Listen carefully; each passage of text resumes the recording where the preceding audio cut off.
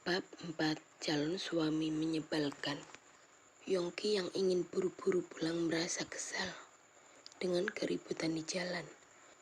Menghentikan mobilnya secara paksa. "Mas, tolong, ada yang kecelakaan. Kalau menunggu ambulans kelamaan," pinta seseorang.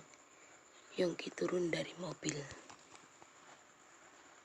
Bukan karena baik, tapi jika dirinya tidak mau bisa-bisa diamuk oleh warga. Seketika matanya terbelalak karena yang terjatuh adalah Indria. "Ayo Pak, saya antarkan dia ke rumah sakit. Kebetulan saya mengenal dia," ucap Yongki. Dibantu orang, Yongki memasukkan Indria ke dalam mobilnya. "Mas, saya tidak bisa ikut karena ada urusan penting," ucap orang tadi. Yongki hanya mengangguk saja dan masuk ke dalam mobil. "Sialan, menyusahkan saja dia," gumam Yongki. Yongki segera melaju mobilnya. Urusan motor Indria, dia sama sekali tidak peduli. Biar nanti diurus oleh polisi. Sepanjang perjalanan Yongki terus mengeluh. Dia masih tidak terima dijodohkan dengan Indria, yang dari penampilan saja sudah tidak cocok. Bisa-bisanya Abah menjodohkan aku dengan perempuan seperti ini.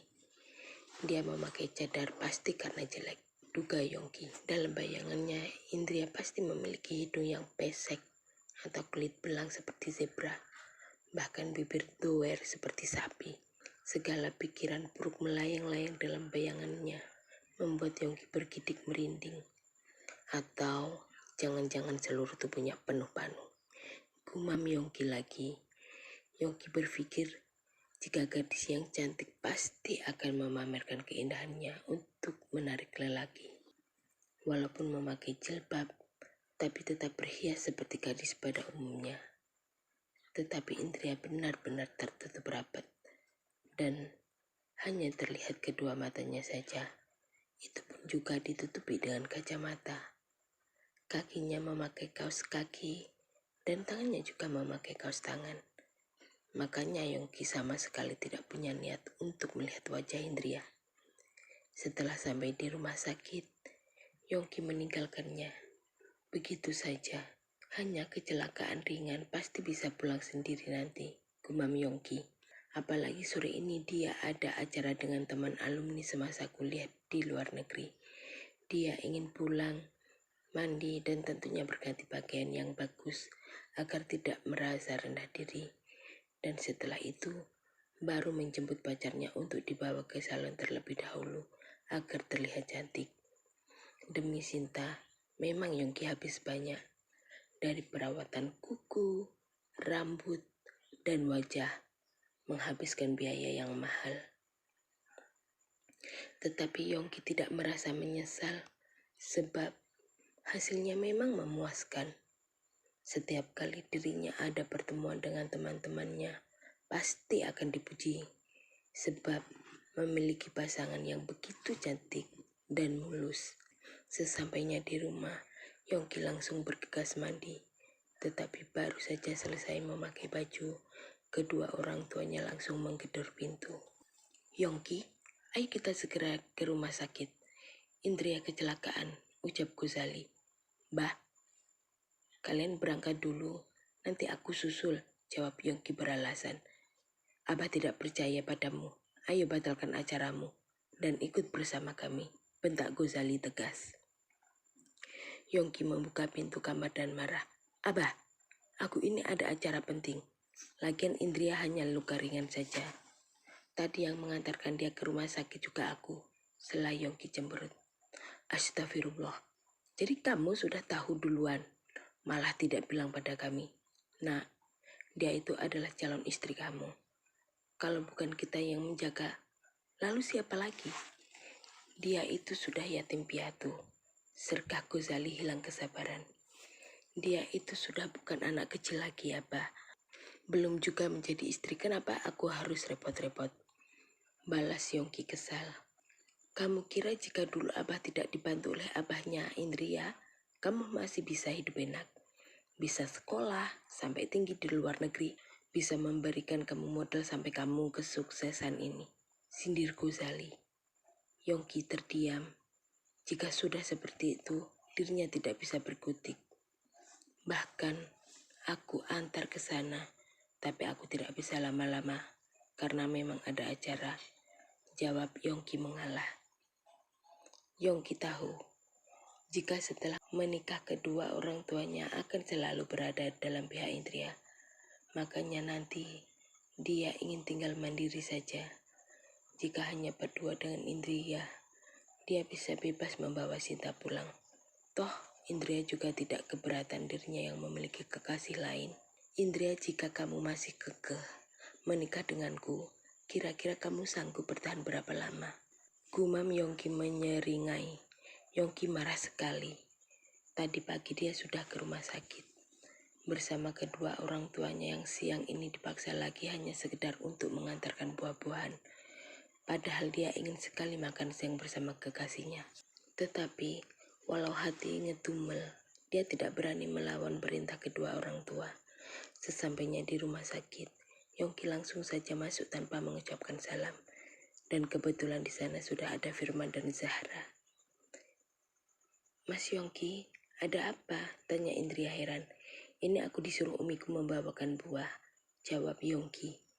Yongki menatap ke arah Firman seolah tidak suka karena beberapa. Kak Indria, Om, ini siapa? Tanya Zahra penasaran. Dia, Indria bingung mau menjawab apa. Tapi berkata bohong juga tidak baik untuk Zahra. Dia adalah calon suami Kak Indria sayang, sela Firman. Wah, calon suami Kak Indria ganteng. Tapi masih ganteng papa, puji Zahra. Indria tertawa seolah membenarkan ucapan Zahra. Sedangkan Yongki merasa kesal dan tidak terima dengan ucapan anak kecil. Indria, motor kamu masih berada di bengkel. Dan maaf soal kecelakaan itu. Firman tampak ragu, menatap ke Zahra dengan pandangan kasihan dan tidak enak. Ada apa, Pak Firman? Tanya Indria penasaran. Aku sempat melihat hasil rekaman CCTV dan aku masih sekilas bisa melihat jika yang menabrak kamu adalah selingkuhan Vida. Jawab Firman apa adanya. Astagfirullah, memangnya kenapa kok jahat padaku? Aku juga tidak tahu. Tapi saat aku bertanya pada Vida, dia tidak mau mengaku kalau sudah bersekongkol. Dia bersikeras sudah lama tidak pernah berhubungan lagi dengan selingkuhannya itu. Jawab Firman. Kalau motif Mbak Vida marah padaku sudah jelas, sebab mengira aku mendekatimu. Tetapi kalau dengan mantan selingkuhannya itu aku tidak tahu bahkan tidak kenal, balas Indria. Tapi sekarang masih dalam buronan. Semoga segera ditangkap karena itu mudah merupakan tindakan kriminal. Setelah diselidiki, memang mobil itu dari awal kamu keluar dari rumahku sudah diikuti dari belakang, terang Firman. Yongki bosan juga mendengar pembicaraan yang sama sekali bukan urusannya. Indria, aku pulang dulu, pamit Yongki cuek. Iya, semoga Indria tidak heran lagi dengan sikap Yongki, yang sama sekali tidak memiliki keramah tamahan. Yongki segera pergi dan menuju ke salah satu restoran tempat dia janjian bersama Sinta. Tetapi kali ini kekasihnya itu tampak begitu ketakutan dan cemas. Sinta, kenapa kamu gelisah? Tanya Yongki. Tolong aku, Yongki, aku tidak mau dipenjara, bisik Sinta. Memangnya kenapa? Tanya Yongki kaget. Shh, jangan keras-keras. Jadi begini, aku menyuruh abang aku untuk menakuti calon istrimu. Tetapi tidak menyangka malah ditabrak dari belakang. Dan sekarang dia menjadi buronan, bisik Sinta. Apa? Kenapa kamu begitu? Walau aku tidak cinta dia, tapi bukan berarti kau bisa berbuat jahat, tegas Yongki. Sumpah, aku tidak ingin menyakiti Indria, hanya menakuti saja agar tidak mau menikah denganmu. Tapi abang aku sudah terlalu kesal padanya. Aku takut aku berbuat seperti itu karena tidak ingin kehilangan kamu. Rengek Sinta sambil bergelayut manja di lengan Yongki. Semarah-marahnya Yongki, dia akan selalu luluh dengan bujuk rayu Sinta yang cantik dan menggoda ini. Tadi aku dengar jika yang menabrak Indria adalah mantan selingkuhan Vida. Apa mungkin yang mereka maksud adalah abangnya Sinta? Aku percaya Sinta tidak akan berbuat senekat itu. Pasti ada motif lain yang tersembunyi batin Yongki. Terus sekarang abang kamu di mana? Tanya Yongki. Dia keluar kota karena tidak bisa kerja untuk sementara. Jadi, minta uang padamu, sedangkan kamu tahu gaji aku sedikit. Rengek Sinta, berikan nomor rekeningnya padaku. Nanti aku akan transfer. Jawab Yongki.